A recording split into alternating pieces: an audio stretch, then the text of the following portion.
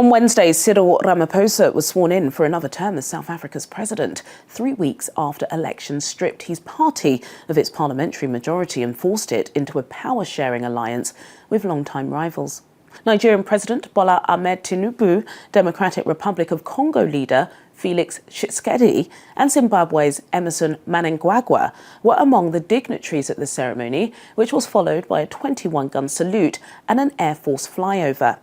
The African National Congress, which has ruled the country outright since apartheid ended 3 decades ago, garnered just over 40% of the vote in May, with millions of its supporters either backing a splinter party led by its former leader Jacob Zuma or staying away from the polls amid widespread disgruntlement over high levels of poverty, unemployment and crime.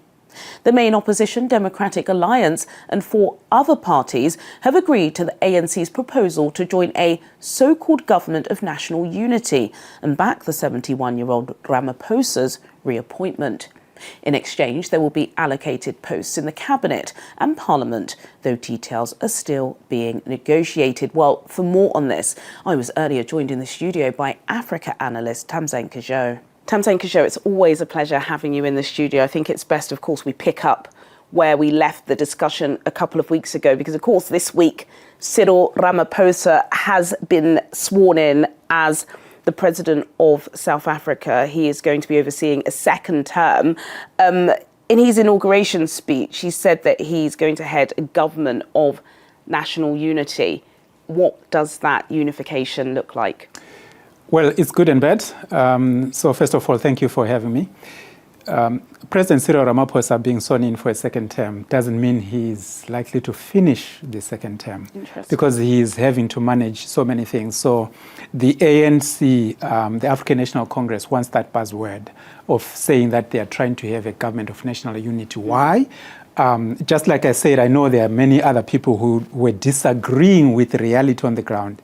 The DA is a political party that represents the interests of mostly white people in South Africa. Are you sure about that, Tamzane? Because I did say to you, 130%. After our last discussion, a lot of people were offended at that 130%. If you are white and business-related in South Africa, most of your interests are represented by the policies and the people within the DA. You just have to look at the complexion of the members of parliament that the DA is sending to parliament.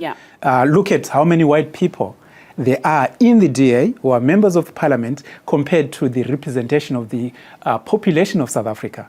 And then you will get your answer from that.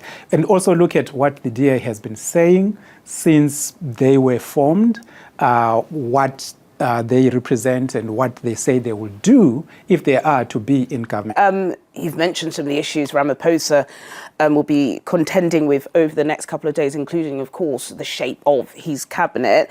But let's talk about the other challenges. We know creating jobs, tackling crime, major issues. What other issues will the government have to contend with? I think the economy is the big one, because if the economy performs very well, then you are likely to have that trickling down and people are going to get jobs. But South Africa has got a lot of challenges. Even in the Western Cape, when people talk about, oh, the DA has done well at local government level, you go to Khayelitsha, you go to all these other places where affluent white people don't live, there isn't much progress. So South Africa has got a big problem with crime. You've got a femicide, big problem. So you've got all these issues that need to be solved.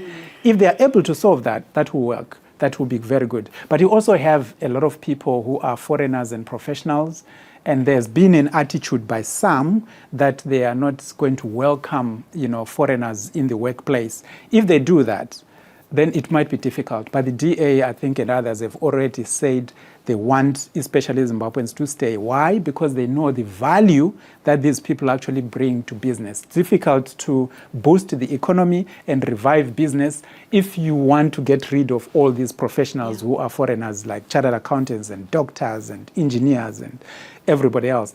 It's difficult to then have the manpower to employ to boost that economy. Absolutely.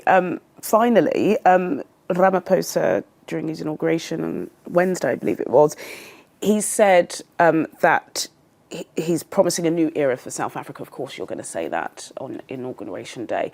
Although people are gleaning onto that because we all want that. What does a new era of South Africa? A new era means it's going to be difficult also for him. It's new for everybody.